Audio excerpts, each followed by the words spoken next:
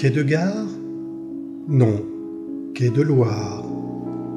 Quai déserté, Orléans ensommeillé. Tiens, une âme de jeunesse éveillée, une âme matinale et légère qui paraît. Elle conduit une silhouette plus épaisse, une silhouette que je connais. Ah, mes silhouettes ne font qu'un, celle d'un homme arpentant les quais, celle d'un homme se jouant des pavés, d'un homme tout dans ses pensées.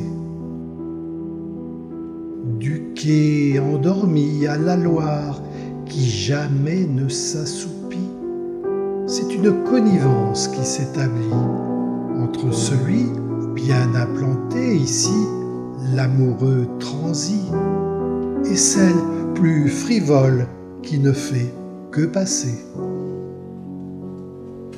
Des pas qui réinventent l'histoire, des pas qui s'attaquent à remonter le courant dans un combat avec le temps.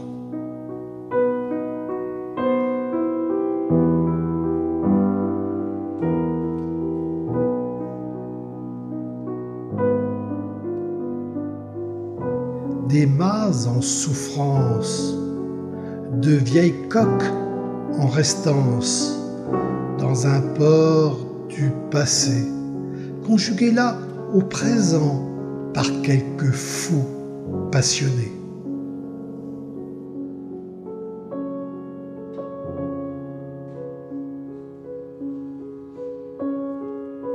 Un port fantôme sortant de la nuit, abandonné au bon vouloir des éléments.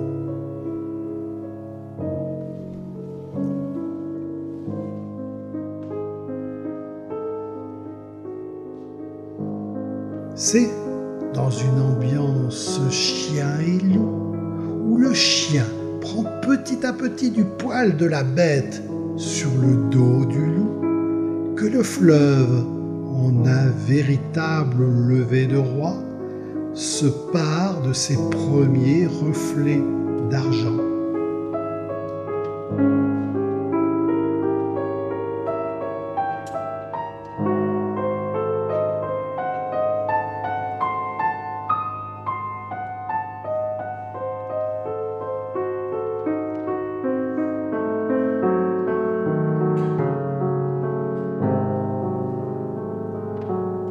Estimant qu'il en fallait plus pour un fleuve de son rang, il emprunte les rayons d'un soleil naissant pour s'orner d'un premier galon doré, puis d'une tunique entièrement brodée, celle dévolue aux reines et aux rois.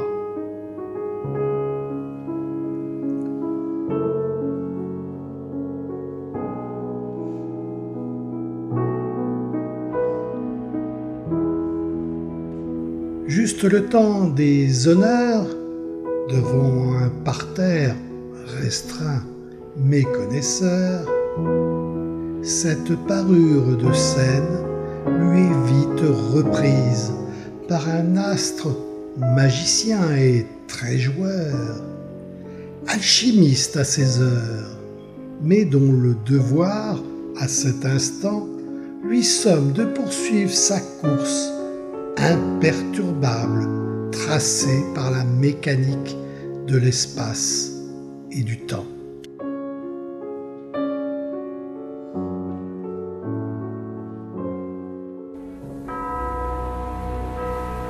Sonne un jour nouveau sur la Loire, un matin pas tout à fait comme les autres matins, un matin béni pour un bateau et ses marins.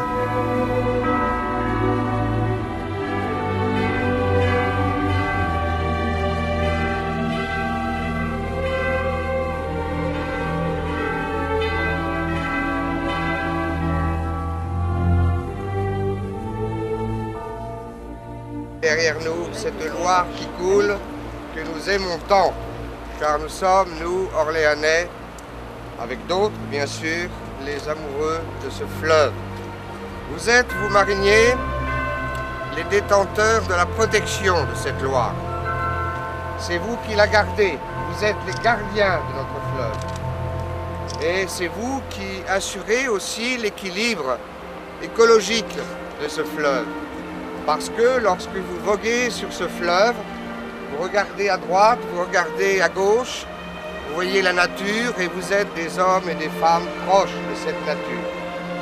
Nous allons donc baptiser ce bateau. Le mot baptême n'est pas tout à fait adapté, c'est plutôt de bénédiction. Évidemment!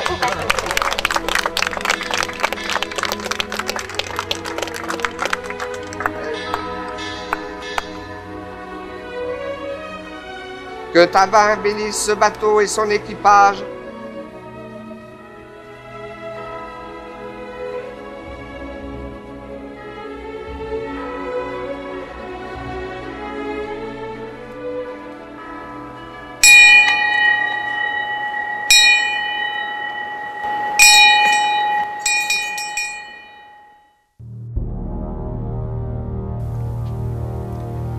Comme un vœu réalisé, un rêve devenu réalité, c'est un autre port qui sort de la nuit, une Loire qui sort de l'ennui, une mémoire qui sort de l'oubli.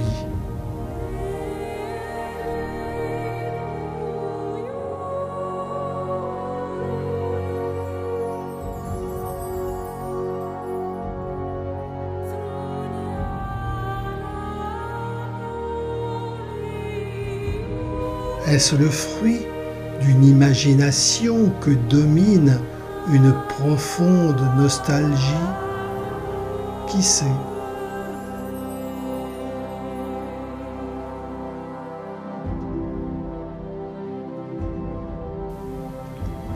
Cette stupéfiante euphorie en ferait occulter les barbares anachronismes qui brouillent ce qui ne s'avère qu'un songe éveillé.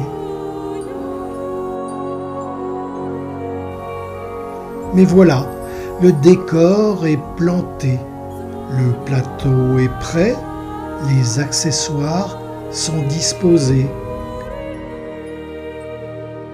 Les rasants sont allumés.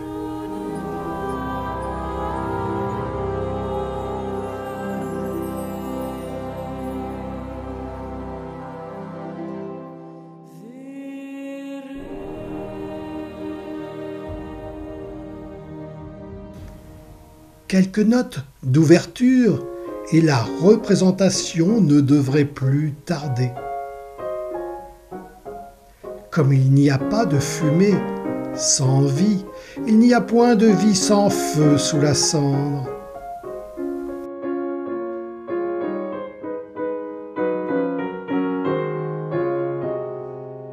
Rideau, le spectacle peut commencer. Les comédiens, disons les acteurs, sont attendus et vont devoir improviser. Scène 1, acte 1. En toute intimité, sollicitant la Loire pour un premier stress à évacuer, l'action est lancée.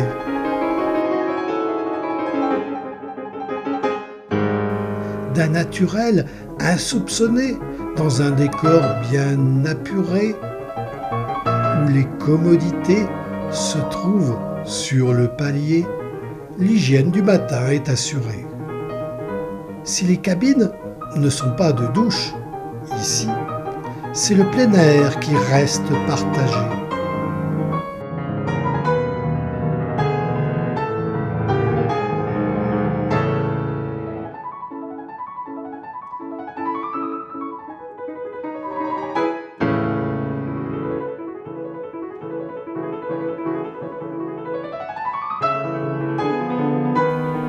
sont à l'eau du fleuve, elles s'en trouvent quelque peu épicées. Première bouffée, l'air ici serait-il d'une irrespirable pureté? Les portes claquent, les entrées en scène vont se succéder, comme dans un scénario bien huilé.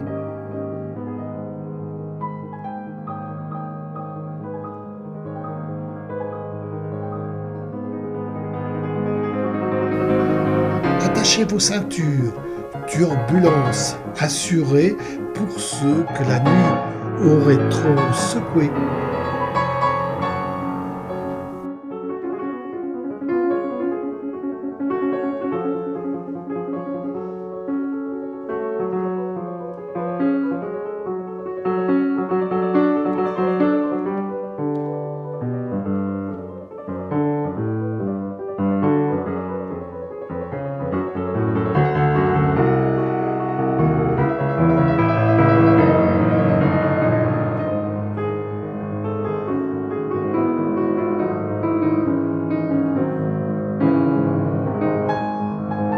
Où va-t-il?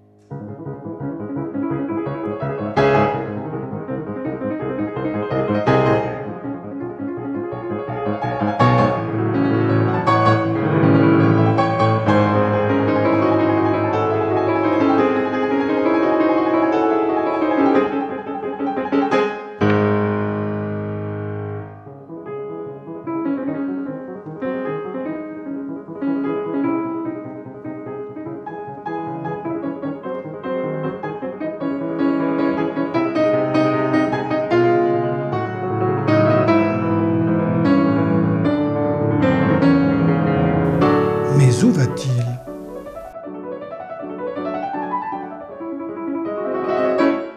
Nostalgie d'un monde dépassé? Sans doute. Mais où vont-ils donc?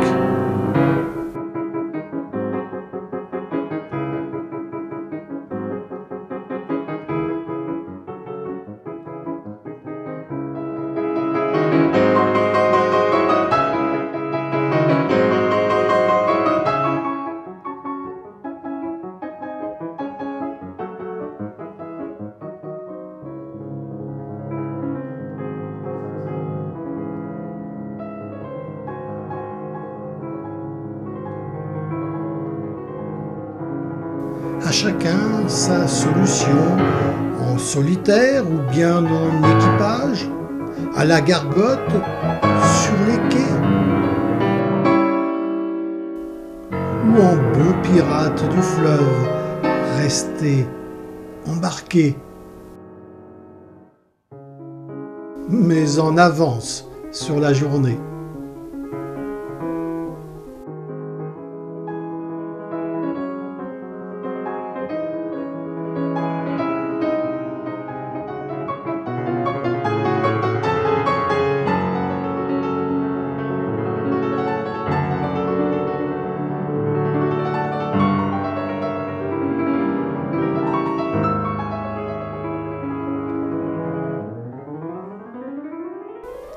Acte 1, scène 2, le lendemain matin.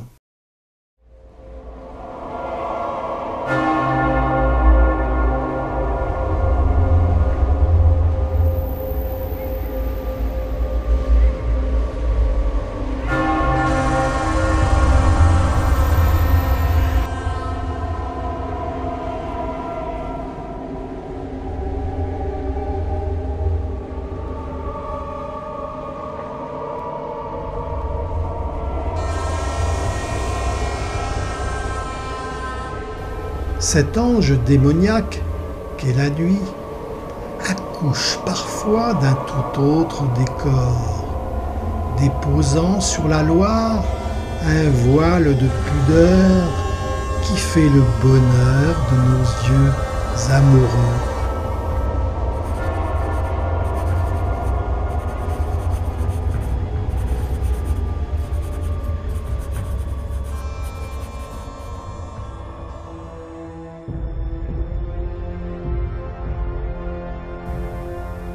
Vaporeuse, elle s'offre sans bijoux et sans phare dans une demi-transparente nudité.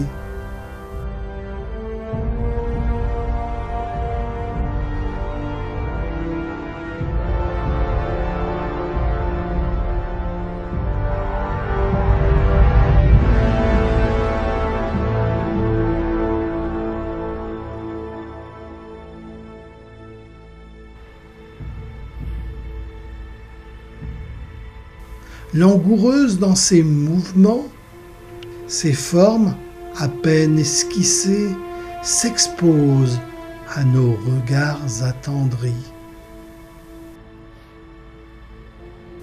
Quelle Loire se cache derrière cette chaste voilette?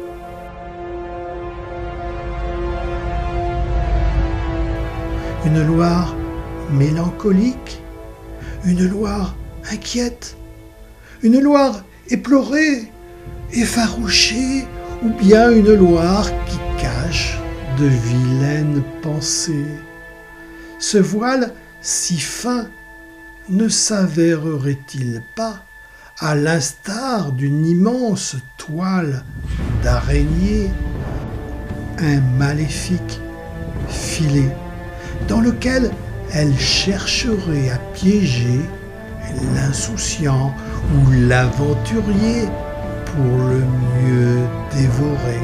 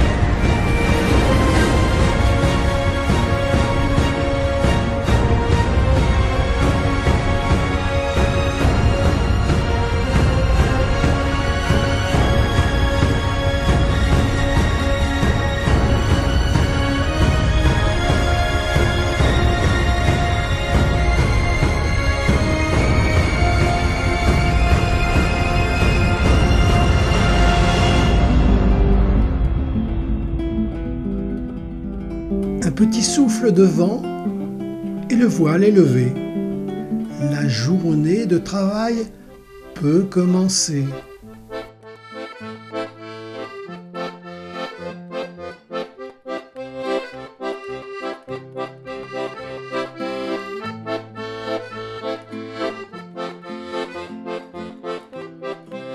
C'est toute une population qui prend la possession des quais.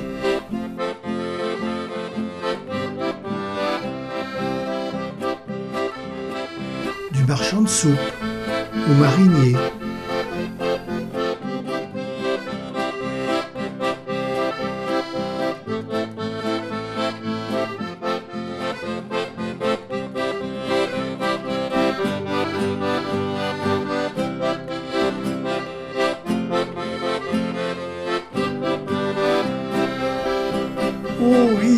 oh hisse, les bateaux sont armés, les muscles échauffés, les voiles déployés et dressés.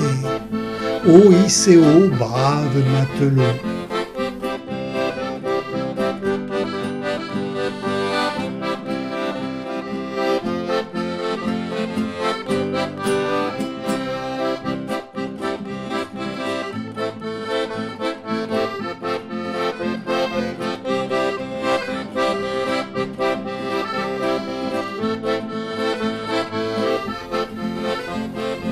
Et oui, le passeur s'est mis à l'eau. Nom de Dieu, bourde en main, que son auguste geste est beau. Tout marin qui se respecte a toujours des nœuds dans son sac. Un nœud pour chaque chose, dit-il. Et pour la chose, ça attendra, sacre bleu. Mais la pécheresse n'était pas loin, s'activant à lever la petite friture ou bien le gros poisson.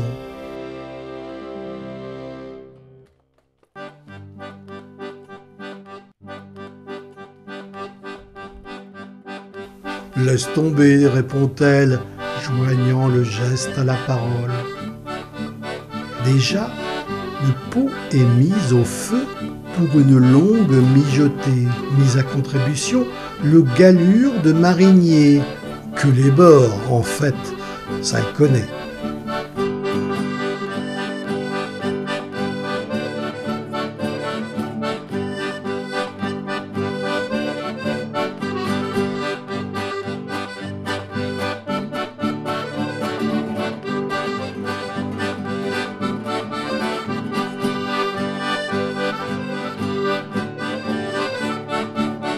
Hisse et oh, brave matelot. Hisse et oh, t'auras bien plus chaud.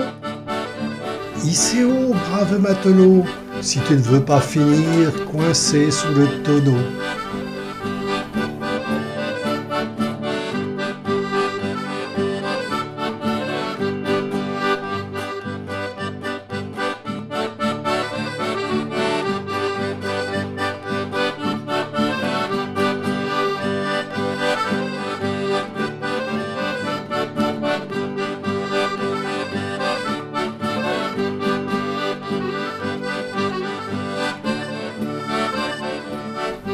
Fructueuse ou pas, la journée sera bien chargée.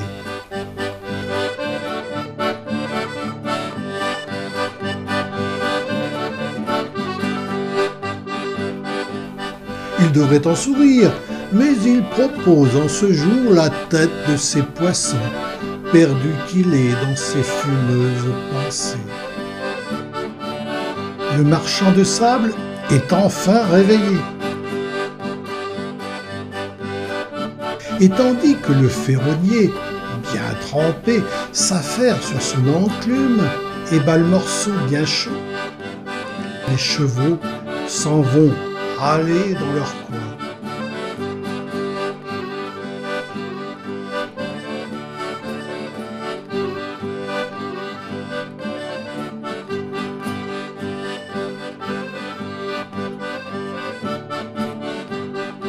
Tout est prêt et il se gratte de jeter les amarres et de mettre les voiles, notre jeune matelot. Un regard sur les guérouets, quelques interrogations, et l'ordre est donné pour le plus émouvant des ballets.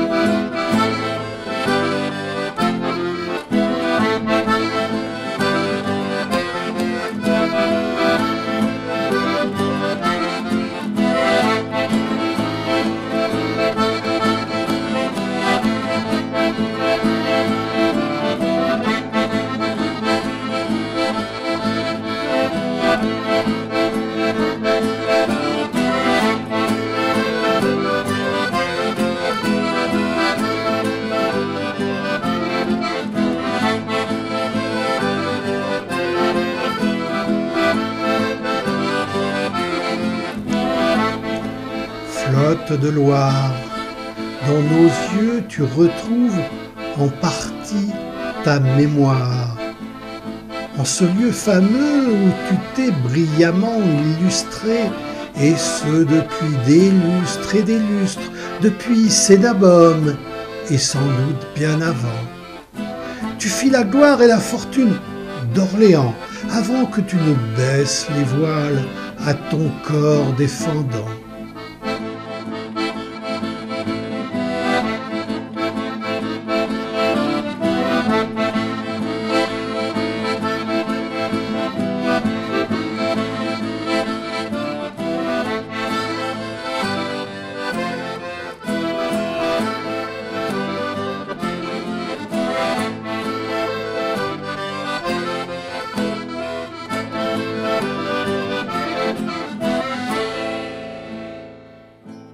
Nous te l'assurons, nous porterons et léguerons le souvenir de tes trains de Loire, qui toutes voiles d'or rythmaient avec sagesse la vie sur le fleuve et le train-train quotidien. Tu as tout donné avant d'être abandonné aux éléments. Ce que n'a pas lentement grignoté la Loire en ses fonds a dû être brûlé pour chauffer les derniers mariners.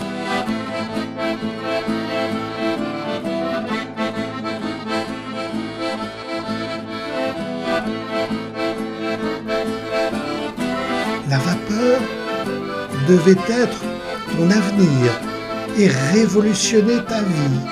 Elle t'a tué par inadvertance. Elle t'a tout volé. Ton vocabulaire, tes quais, tes trains, ceux de voile, pour les poser sur d'autres rails de chemin de fer, abandonnant à la Loire la quiétude, le calme, la lenteur, la douceur, la beauté, le rêve, l'air pur et frais, tout ce qui contribue au bonheur de se promener, de découvrir et voyager.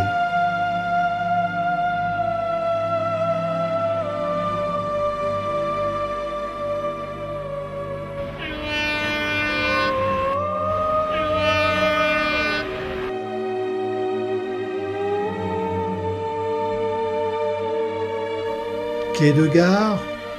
Oh non, mais quai de Loire, où l'on aime se retrouver, même si de façon ordinaire, notre ancestral rail de Loire, dans son intégralité, n'est plus guère emprunté que par quelques fondus revisiteurs du passé et par les migrateurs de toutes plumes, exceptés.